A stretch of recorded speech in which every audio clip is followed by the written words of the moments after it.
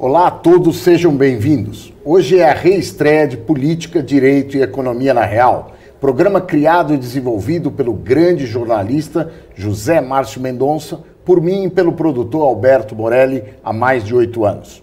Hoje José Márcio não está mais entre nós, mas é sob a sua inspiração saudosa e iluminada deste mineiro de Guarani que iniciamos a nova jornada aqui na BMC News. Nessa estreia, convidamos o professor Márcio Holland, da Escola de Economia de São Paulo, da Fundação Getúlio Vargas. Doutor em Economia pela Unicamp e pós-doutorado pela Universidade da Califórnia, em Berkeley.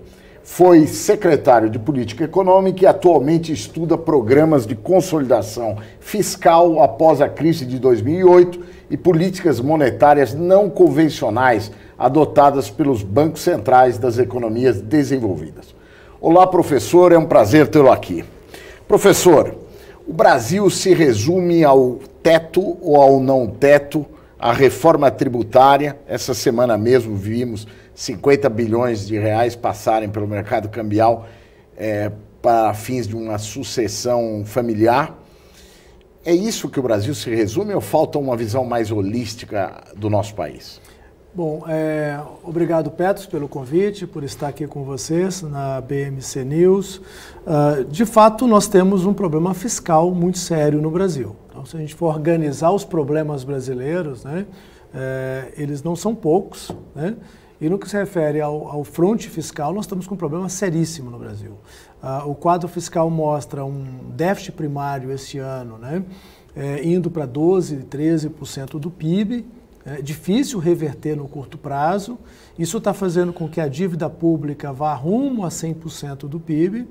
E a notícia mais recente, Petros, é de que nós temos 640 bilhões de reais de dívida vencendo no primeiro trimestre do ano que vem e o governo não sabe ainda como resolver essa equação. Então, não é uma tarefa muito simples, né? Especialmente, obviamente, grande parte disso causado por conta de medidas para a pandemia.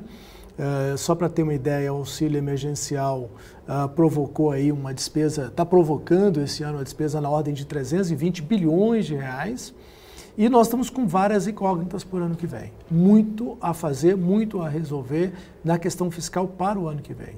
Então, mas vamos dizer, o que está no Congresso, em termos de reforma tributária e em termos de controle de gastos, ou seja, orçamentação, os temas candentes, resolve o problema fiscal ou você acha que falta algo mais? Não, no caso da reforma tributária, nós temos hoje no Congresso 3 iniciativas, né, que é a PEC 45 na Câmara dos Deputados, a PEC 110 no Senado, agora elas estão em comissão mista, né, junto com o projeto de lei do governo 3887, que cria a CBS, Contribuição sobre Bens e Serviços, no lugar da PIS/COFINS. Essas medidas, vamos chamar de reforma do sistema tributário, primeiro precisa passar pelo que a gente poderia chamar de crivo da qualidade da reforma, né? Afinal, o que vai sair daí, né? De uma combinação de 2 PECs com um projeto de lei do governo. E aí eu pergunto, você tem alguma opinião sobre isso? Temos opinião sobre isso, sim. Tá? Primeiro, eu acho que está havendo um processo muito atabalhoado da questão fiscal brasileira e da questão tributária, e elas estão integradas. Primeiro, a PEC 45, Petros, ela tem virtudes e defeitos, né? A primeira virtude é o esforço dos seus proponentes de querer reformar o sistema tributário na tributação sobre o consumo. Né, os tributos sobre o consumo no Brasil, que é basicamente PIS, COFINS, IPI, ICMS e ISS. Transformar isso num IBS, tá? Num único imposto. Essa é uma virtude. E com o conceito de valor adicionado. Tá? Lembrando que essa virtude já não é novidade. Né? O Brasil já adotou o IVA, o Imposto ao Valor Adicionado, nos anos 60, através do ICM, o antigo ICM. Tá? Então, ela tem essa virtude. Ela tem um grande defeito, tá? Que é uma transição muito longa, de 10 anos. Tá? Primeiro grande defeito. A criação de um imposto novo, mantido toda a legislação de todos os outros tributos. Então, a gente teria, ao longo de 10 anos, um novo imposto e a legislação de todos os outros tributos. Portanto, definitivamente, essa PEC não tem nenhum impacto de curto prazo. Mas, dando uma perspectiva, digamos assim, mais abrangente, considerando uma carga tributária que serve para financiar um certo Estado, um certo volume de despesa do Estado, e, de outro lado, promover igualdade social, uma maior igualdade social. Olhando esses dois componentes, o que o senhor acha que vai sair? Excelente questão, Petros, porque quando a gente está falando de reforma tributária, a gente está falando de reforma do sistema tributário nacional. E entre as propriedades de um bom sistema tributário, tem eficiência econômica, né, e tem também justiça social. Tá? Igualdade no tratamento dos iguais ou desigualdade no tratamento dos desiguais. Isonomia, tá? Né? Isonomia. Tá? A PEC 45, ela prima por buscar eficiência econômica, mas ela tem um viés de aumentar a regressividade do sistema tributário brasileiro. Por que exatamente? Ou seja, basicamente porque ela suspenderia a desoneração da cesta básica, que é uma política pública que a gente até discute, inclusive, a qualidade dela, mas está ali mitigando o aumento de preços de bens básicos para a população mais pobre, por mais que também esteja contribuindo para a cesta de bem dos mais ricos, né? Mas não põe nada relevante no lugar até agora, que não tenha um impacto negativo. Tá? Ou seja, vai haver um aumento de preço de bens básicos na economia, inexoravelmente. A PEC 45 não só ela promove, tem um viés inflacionário, como ela também tem um viés de aumentar o preço de bens essenciais da população mais pobre. Aí vem um remendo. Certo, como né? sempre, né? Como sempre. O remendo é fazer uma medida de compensação de crédito tributário para os mais pobres. Como seria feito isso? Muito difícil, até agora não tem uma solução para isso, mas eu sei te falar que ao final do dia nós vamos pegar isso e levar para despesas do orçamento. No sentido que por aí vai ter uma igualdade. Vai se resolver colocando uma rubrica no orçamento e vai dizer agora vai ter uma rubrica no orçamento que vai dar crédito tributário para os mais pobres. Depois a gente elege os mais pobres e vê a forma de devolver esse crédito. Mas eles já estão pagando mais caro nos bens no supermercado.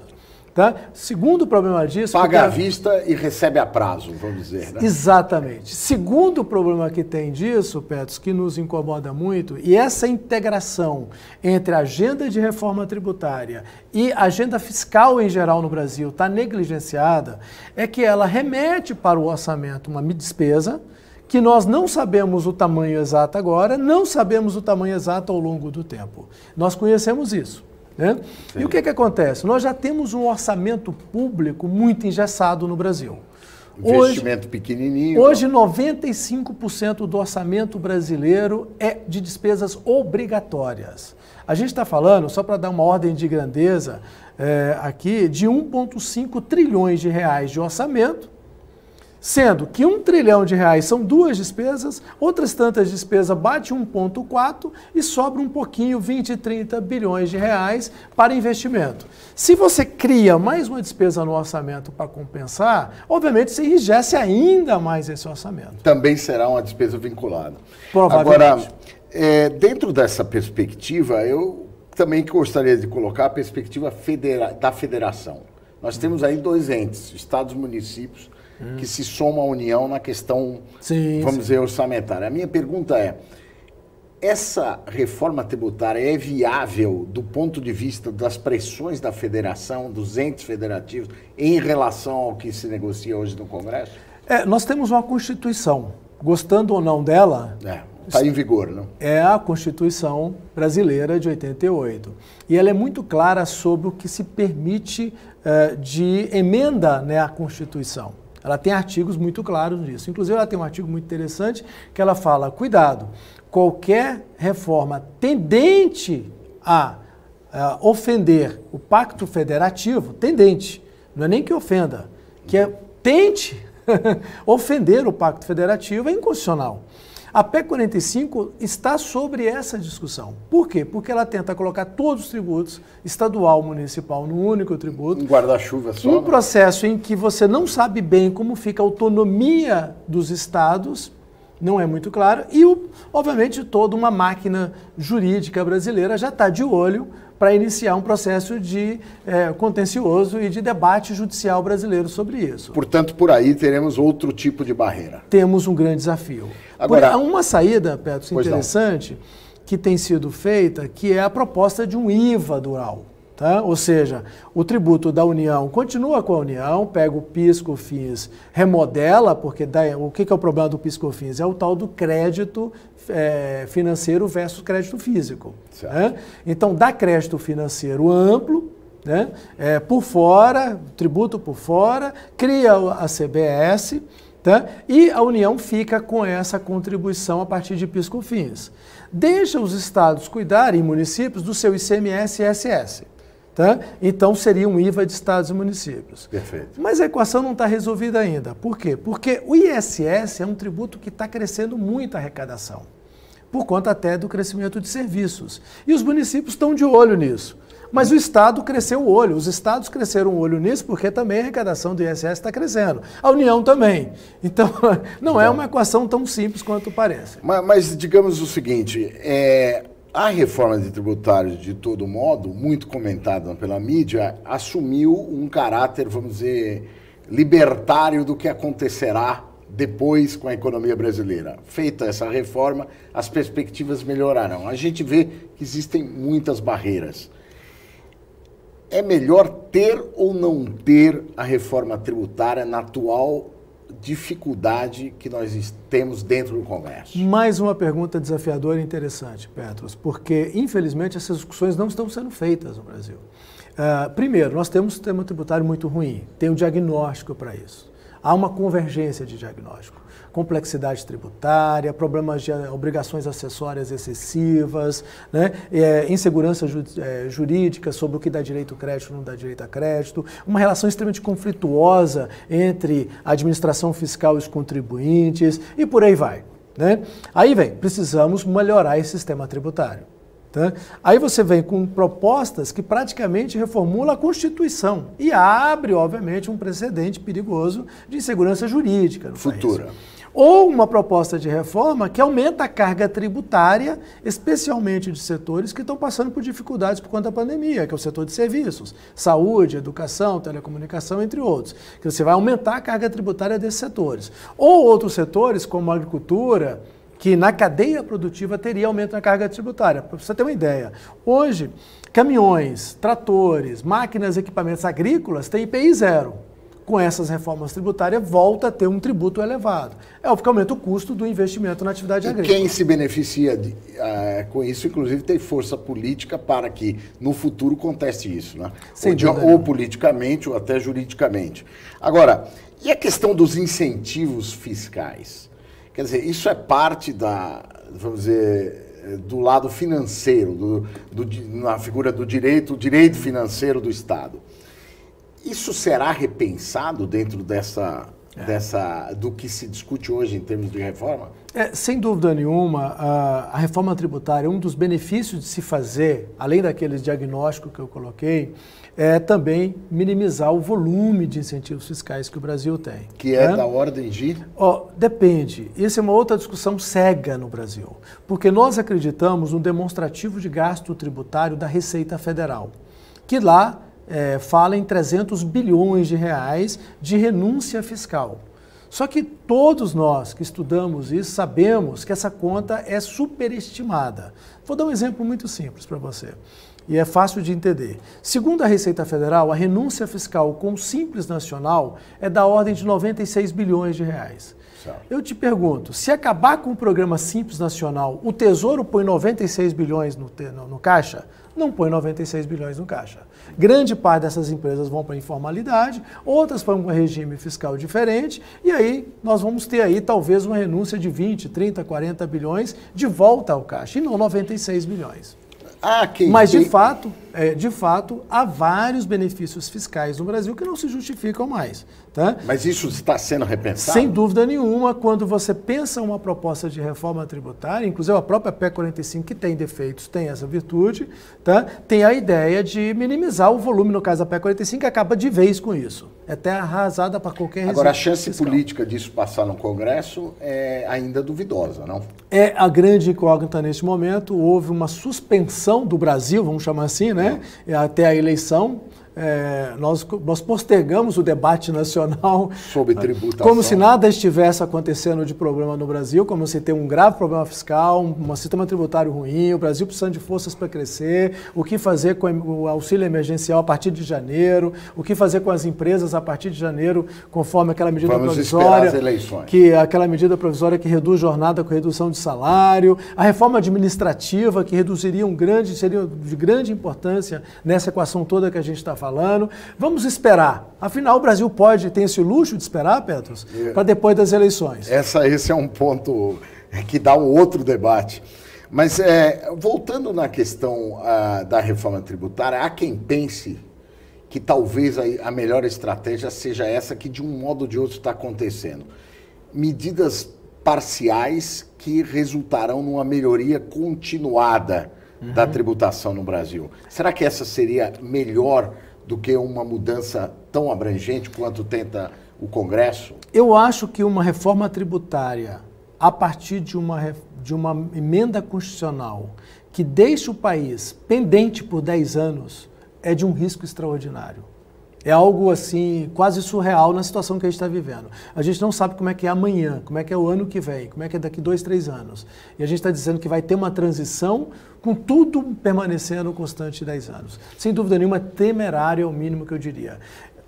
É possível fazer medidas infraconstitucionais, legais, de aperfeiçoamento do sistema tributário, de redução de obrigações acessórias, de melhoria da segurança jurídica do sistema tributário. Por exemplo, o próprio projeto de lei do governo 3887 permite isso. Tá? Apesar de um pequeno detalhe de redação, que é exatamente o que é aquela que cria a CBS no lugar de PIS e COFINS. Ele diz, PIS e COFINS tem a mesma base, calculado do mesmo jeito, como valor adicionado, por fora, dá direito a crédito integral, imediato e amplo. Ponto. Isso dá mais segurança jurídica. Isso em si já reduz obrigações acessórias até, e é para o projeto de lei. Ou seja, o governo faz uma grande reforma tributária em âmbito federal desta forma. No caso do ICMS, se você fizer uma resolução do Senado, reduzindo gradualmente a alíquota do ICMS interestadual, você já resolve grande parte da guerra fiscal. Tá? Sem precisar de deixar o país à mercê, né, de um futuro incerto. Né? Professor, o senhor é um observador atento da cena internacional. Como é que estes assuntos das reformas brasileiras se relacionam com a questão do risco do país e a percepção de que é possível investir no país a partir do exterior, ou seja, o investimento estrangeiro crescer? Qual é a sua percepção hoje nesse sentido? Eu acho que hoje os investidores internacionais e as agências de risco estão de olho no teto de gasto. Hoje o ponto principal é isso. Eles não estão olhando a reforma tributária, até porque sabem que dali não sai caldo nenhum, ou seja, não sai grandes ganhos, pode sair um aumento da carga tributária, que é tudo que a gente não precisa agora. Certo. Definitivamente, numa situação de fragilidade econômica, uma reforma tributária para aumentar a carga tributária. E aí melhorar o fiscal pela tributação. Tá? Eles estão muito de olho no teto de gastos. O governo está postergando essa discussão e já há, Petros, eu poderia dizer que um cenário base de que no começo do ano que vem o governo vai conduzir esse assunto rumo a romper o teto de gastos, com várias medidas para pandemia, para problema de auxílio emergencial e por aí vai. E aí vai ser... o debate fiscal vai crescer. Vai ser um problema seríssimo para o Brasil, porque aí eu já vislumbro piora na nota do Brasil, piora no prêmio de risco país, saídas de capital e por aí vai. Este é, hoje, Este é o nó hoje dos investidores internacionais e que deixa os investidores internacionais, digamos, com pesadelo com relação ao Brasil. Tá? E essa política monetária? E a política monetária nesse contexto de alto risco fiscal? Como é que essa baixíssima taxa de juros é excepcional, a curva de juros, as operações compromissadas, que são aquelas com liquidez, sim, na prática bastante elevada, como é que o senhor vê a conjunção dessa política fiscal e política monetária no Brasil e a perspectiva? O problema que a gente tem é o seguinte: o Banco Central tomou uma iniciativa muito interessante de adotar um procedimento que a gente chama Forward Guidance, na linha daquilo que se anunciou de políticas não convencionais, né, monetárias, que o mundo passou a adotar pós-crise de 2008. Tá? E aí ele se assustou com a gravidade fiscal brasileira, tá? E ele já está pensando em voltar atrás. O que é isso? Fazer previsões ou fazer projeções para frente mais longa. Olha, não vou mexer na taxa de juros pelo menos até meio do ano que vem, fiquem todos calmos, ancora as expectativas na questão dos juros, tira da cena e do foco a questão monetária e permite que os investidores façam as suas contas com relação ao Brasil. Entendi. Só que com o agravamento da questão fiscal dos últimos meses, tá, o Banco Central já está voltando atrás.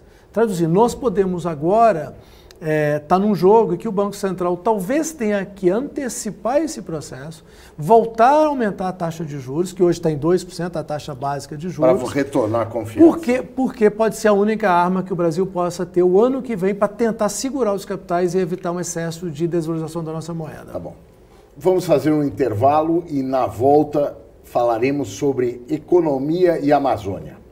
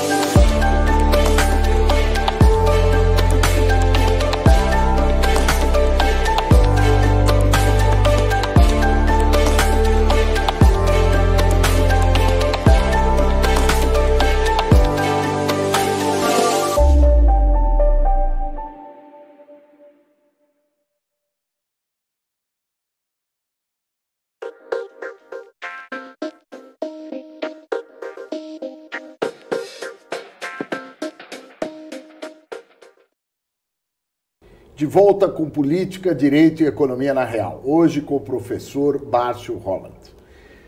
Professor, o senhor é um grande especialista e conhecedor da Amazônia, de um modo geral, a economia amazônica de um modo especial.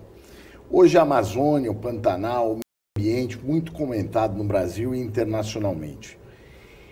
Existe possibilidade de combinar desenvolvimento econômico, não digo crescimento, desenvolvimento econômico e sustentabilidade do meio ambiente e mesmo social? Petrus, é uma pergunta desafiadora e ela cabe a ela vários contextos, né? Primeiro, a gente tem sempre que lembrar aquilo que é básico de todos. O Brasil é um país extremamente díspare em todos os seus aspectos. E às vezes no sentido mais perverso da disparidade ou da desigualdade, que é social, regional, de oportunidades, né, de gênero, racial em geral e regional, como eu falei, né, extremamente díspare. Essa disparidade regional brasileira é muito pouco explorada, como motores do crescimento brasileiro, o que o Centro-Oeste tem a oferecer, o que o Sul tem, o Nordeste tem, o que o Norte tem. E no caso particular do Norte, a gente tromba ali com a floresta amazônica. Né? Um patrimônio... Um grande patrimônio, vamos chamar humanitário, né? Para além da humanidade, sei lá o que mais. Um negócio extraordinário, né? Quando a gente sobrevoa ali, a gente fica impactado. Né? Existe várias Amazônias, né? Existe em vários estados e vários países, não só no Brasil. A Amazônia é legal. Então é outra questão que a gente costuma esquecer. E um fato muito curioso que chama a atenção é uma diferença, por exemplo, entre o Pará e o estado do Amazonas. O Pará é extremamente desmatador. Tá? E o estado do Amazonas hoje, 95% da floresta é cobertura natural. A gente fala muito pouco isso. Ou seja, o Amazonas é hoje mais ecológico do que o Pará. Extremamente ecológico. Isso tem a ver com o desenvolvimento da pecuária no Pará, por exemplo? Tem a ver com a característica da atividade econômica que tem lá. Né? Por exemplo, o estado do Amazonas, você tem um polo industrial, que é o Polo Industrial de Manaus, tem mais de 400 empresas internacionais, multinacionais, com as melhores práticas de competitividade, de governança. Eu poderia citar nomes aqui, são grandes empresas, Honda, Samsung e por aí vai, Whirlpool, Coca-Cola, todo esse pessoal está lá com grandes projetos de investimento. Não são empresas quaisquer, né? Não são empresas quaisquer, têm uma grande reputação, são projetos de investimento, muitos deles extremamente verticalizados, tá? Só para ter uma ideia, esses projetos geram 100 mil empregos em média diretos. Que é muito para essa região, inclusive, né? 400 a 500 mil emprego direto e indireto numa sociedade ali na região metropolitana de Manaus, que tem 2 milhões e poucos mil habitantes. É muita gente. Ou no estado do Amazonas inteiro, que tem um pouco mais de 4 milhões de habitantes. Então é muita gente. O estado do Amazonas tem o que o Pará não tem. O estado do Amazonas tem um custo de oportunidade muito alto para desmatar. A indústria do estado do Amazonas... Não, só nesse particular. Por que o custo de oportunidade é muito alto? E aí, sobre isso que eu vou falar. A indústria no estado do Amazonas, ela tem um nível de escolaridade média muito alta, inclusive acima da média nacional. A indústria, os trabalhadores da indústria do estado do Amazonas têm uma escolaridade média superior à média nacional. A renda superior à média da renda das atividades industriais em geral no país. Então, o custo de ir para dentro da mata, derrubar a mata e virar, obviamente, digamos, destruidor da floresta, vamos chamar assim numa linguagem bem direta, é muito alto. Muito alto. É melhor ficar numa atividade industrial, numa atividade de serviços associadas, numa região metropolitana, no entorno da região metropolitana, do que ir para a mata dentro derrubar. E fazer uma pecuária extensiva, fazer uma atividade depredadora do meio ambiente. E a questão da tecnologia? São uma das grandes queixas daqueles que discutem políticas de desenvolvimento, e principalmente em regiões como essa, é dizer que essas empresas exploram oportunidades tributárias, fiscais, até de mão de obra, mas que não produzem tecnologia e não disseminam tecnologia no país. O senhor vislumbra essa região, Manaus em especial, como uma produtora de tecnologia? Petros, eu diria que eu estudei um pouco aqui o polo industrial de bens de informática, aqui na região de São Paulo. Eu diria o seguinte, o Brasil é exatamente igual nesse sentido, em todos os sentidos que você citou. Primeiro, em todas as regiões do Brasil, todas as empresas têm incentivo fiscal igualmente, e em todas as regiões do Brasil, as indústrias brasileiras, as empresas brasileiras têm pouco incentivo à inovação. Tá? O problema brasileiro é brasileiro, não certo. É de uma região ou outra. Tá? E você sabe bem disso, né? O gasto em P&D das empresas no Brasil é muito baixo. Muito baixo. Ele vai no limite da obrigação para uma compensação, para um benefício fiscal. Tá? Assim como acontece no caso do Sul, do Sudeste, Centro-Oeste, Norte e Nordeste. Então nós temos um problema estrutural no Brasil que nós não temos bons investimentos em P&D, o que a gente chama P&D no Brasil. Ali, se me permite, professor, além do problema do quantum do P&D, há também o que se considera P&D. Porque a qualidade intrínseca desses investimentos, às vezes, também não são de grande valor de desenvolvimento tecnológico e de inovação. Então não é só um problema de quanto, é o que se produz. E não é tarefa fácil, né? Porque uma coisa é quando você estava na indústria 2.0, que era uma indústria ferro-ferro, digamos, que a gente brinca, né? Arrebitar, parafusar, soldar, esse tipo de coisa. Agora a gente está na indústria 4.0, que o hardware não importa mais. Não importa é o software, é o conhecimento por trás do software. É o que está empacotado no hardware, que tem muito mais valor do que o hardware, né? Não é o celular físico em si, mas a quantidade de serviços que tem o celular.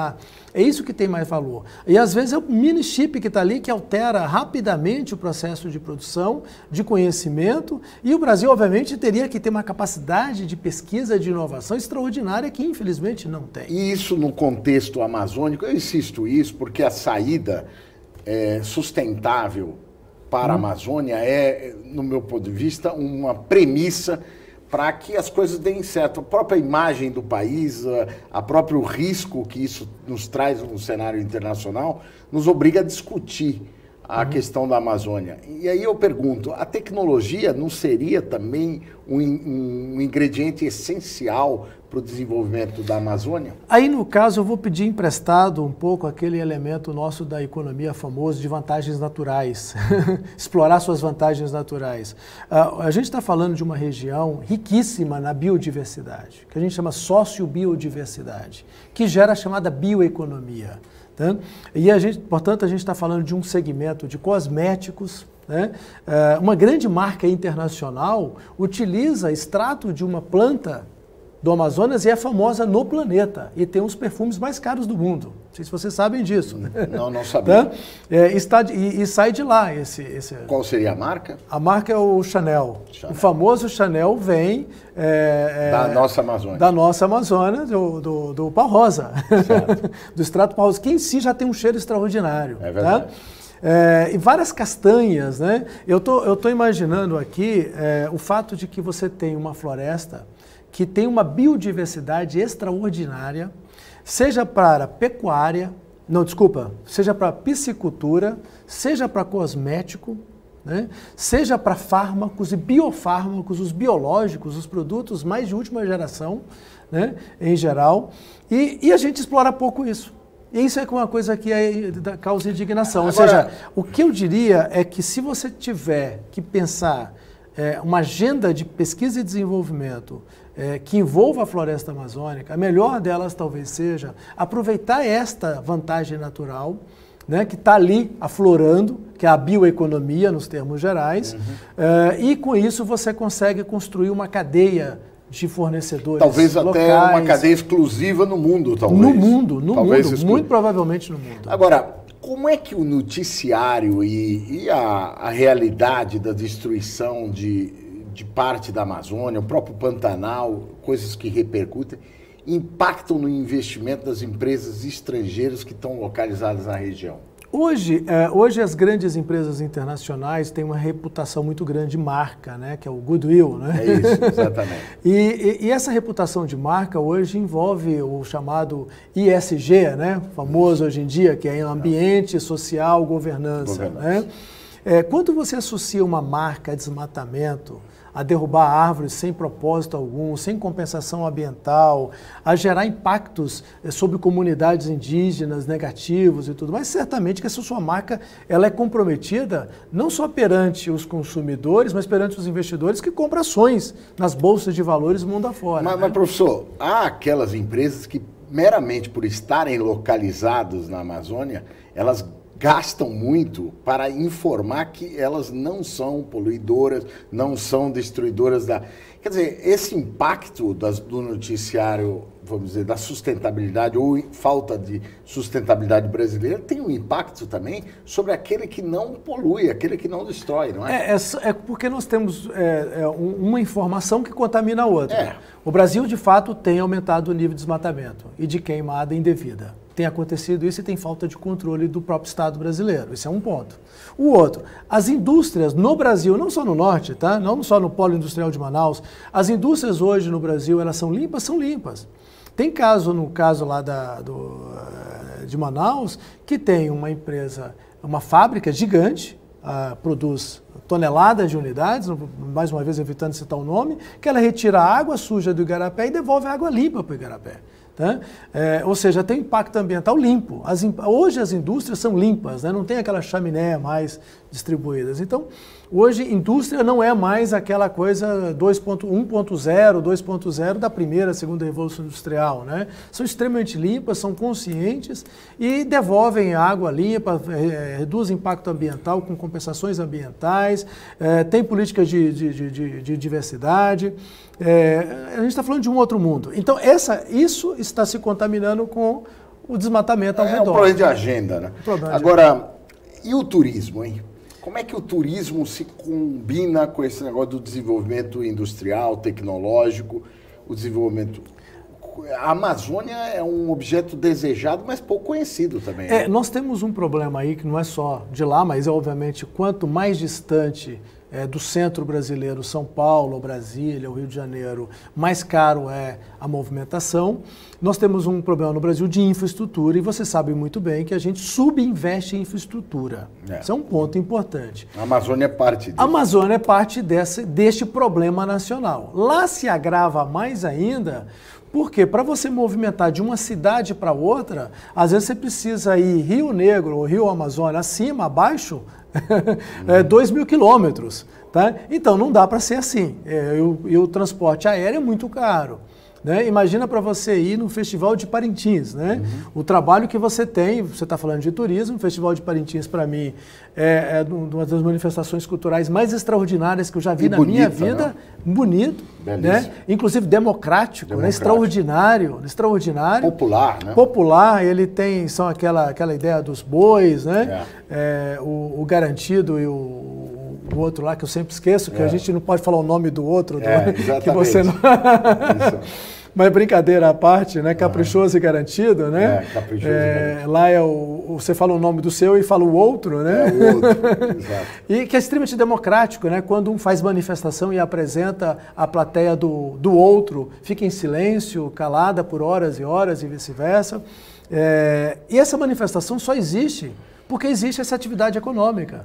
Tá? Senão não existiria essa atividade econômica. Então, uma coisa está ligada à outra. Você tem a Universidade Estadual do Amazonas, né? que é multicamp, está em 57 cidades do interior do estado do Amazonas. Então, aí eu faço uma pergunta.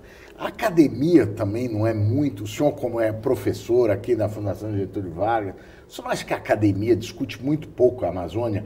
E quando discute, são os problemas, obviamente, ambientais muito importantes, mas a gente discute pouco as saídas de desenvolvimento, inclusive sustentável. Ou discute com preconceito. Né? De fato, nós economistas temos uma dívida no assunto meio ambiente. Todos nós economistas, a nossa formação inteira. Eu sou professor há 30 anos, coordenador de programa de graduação, de pós-graduação, mestrado, doutorado, nesse tempo todo. Toda a nossa formação negligenciou a questão ambiental. Tá? E quando a gente apresenta a discussão ambiental e fala como a gente tem que resolver esse problema, uma das soluções, não estou dizendo que está certo ou não, essa é uma que eu me apresento como ela, é você ter polos de geração de emprego em localidades, para poder justamente preencher uma lacuna de ocupação, né, com alto valor agregado, tá, e aumentar o custo de oportunidade em relação a desmatar. Tá? Ou seja, dar uma saída para aquele que normalmente desmata, para aquele não desmate. Não desmate. E tenha uma vantagem. E é emprego, não pode ser renda. Tá? A literatura econômica é muito curiosa. Nós, economistas, descobrimos nos anos 40, 50, 60 que haveria convergência de renda entre regiões diferentes. Perfeito. Chegamos nos anos 80 e descobrimos que não há essa convergência. Não há. Os estudos mais recentes do Brasil mostram que a convergência de renda entre regiões no Brasil vai demorar 50, 70 anos. Tudo mais constante. Tudo mais constante. 50, 70 anos. A gente sabe que grande parte do problema da desigualdade de renda é a desigualdade educacional. Tá? Mas o Brasil também tem uma dívida educacional, não só nessas regiões, mas em todo o Brasil. Então nós temos várias agendas interessantes aqui, que você começou até o debate, né? O problema do Brasil se resume a teto de gasto e reforma tributária. Você está vendo que a gente está tem uma agenda muito mais interessante para se discutir no Brasil. E também eu acho que é uma outra coisa muito pouco discutida em relação à Amazônia, é que ela também é uma saída logística importantíssima para o Centro-Sul. na medida em que as soluções de infraestrutura que levem a melhores estradas, comunicação e portos na região norte reduzem substancialmente, economizam recursos de frete, por exemplo, só para citar um exemplo. Né? Perfeito. Lá é um pouco mais perto que vários outros portos e nós não temos estrutura portuária e de desembaraço aduaneiro adequado. É uma coisa assustadora. Agora, eu vou te contar uma informação mais interessante, Petros. Não é falta de dinheiro. O que seria, então? Não é falta de governança dos programas de políticas públicas voltadas para a região. Só para você ter uma ideia, o programa que estabeleceu esse polo industrial de Manaus, ele remota ao Zona Franca de Manaus, né? Lá dos anos 60, que já tem mais de 50 anos. Tá? Esse conjunto de empresas, né, presentes desse modelo, que é o chamado Polo Industrial de Manaus, geram de receitas para o Estado em fundos de desenvolvimento, em infraestrutura, em turismo, em social, em microempreendedorismo, algo perto de 2 bilhões de reais por ano. E esse dinheiro vai para o cofre público do Estado e vira pagamento de folha dos servidores. Ou seja, de que esse investimento é despesa. Esse polo industrial gera 4,7 bilhões de reais por ano de arrecadação tributária para o Estado, que vira pó. Não volta para a geração de melhores condições de vida para a população, melhoria do IDH nas regiões, melhoria no sistema educacional e por aí vai. 600 milhões por ano é para a Universidade Estadual do Amazonas, que tem um multicamp, tá? A maior universidade multicamp do Brasil.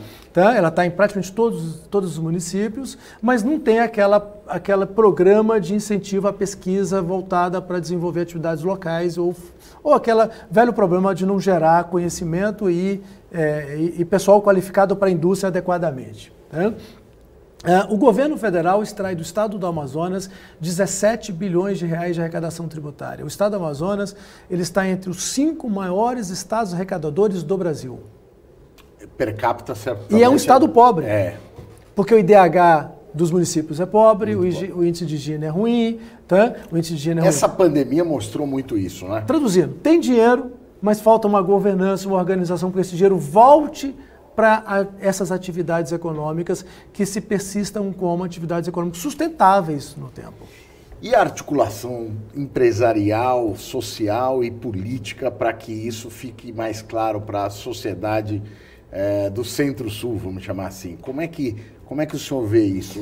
Há uma articulação? Eu acho que o Brasil, infelizmente, é um país que tem uma cegueira de debate muito grande. O assunto Amazonas interessou agora. Vários se manifestaram a favor, tá? Vários bancos, inclusive, oferecendo crédito, né, em geral, mas ninguém parou para discutir com os grandes especialistas, com a população local, com os empresários locais, tá? O que fazer. E já tem diagnóstico para isso e já tem proposta de política para isso, como, por exemplo, essa de rever a governança desses fundos para reaplicar esses fundos em pesquisa e desenvolvimento voltado para desenvolver a bioeconomia. Um deles, por exemplo, é promover a Embrapa na região. A Embrapa, todo mundo sabe que ela foi a grande transformadora do agronegócio brasileiro. E pode lidar, inclusive, com a questão ecológica. Ela tem um braço, Petros, que é a Embrapa Bioeconomia. É isso que eu estou dizendo. Que precisa ser empoderada. Lá no norte, você tem o CBA. O general Mourão, inclusive, já visitou, já falou que vai melhorar e tudo mais, que é o Centro da Bioeconomia do Amazonas. Que não tem personalidade jurídica, não tem CNPJ, então não pode contratar. Então talvez seja uma virtude. Talvez seja uma virtude. Boa, bem lembrado. Então, traduzindo, tem recursos, tem condições, mas está faltando governança, como é um assunto que você gosta muito. Tá bom. Professor, é um enorme prazer recebê-lo aqui. Acho que a gente falou de assuntos abrangentes e até inovadores na linguagem, né? E para a nossa audiência, nós retornaremos semanalmente. Hoje nós aprendemos, por exemplo, que a reforma tributária não necessariamente é uma solução, mas que a Amazônia pode ser. Até a semana que vem.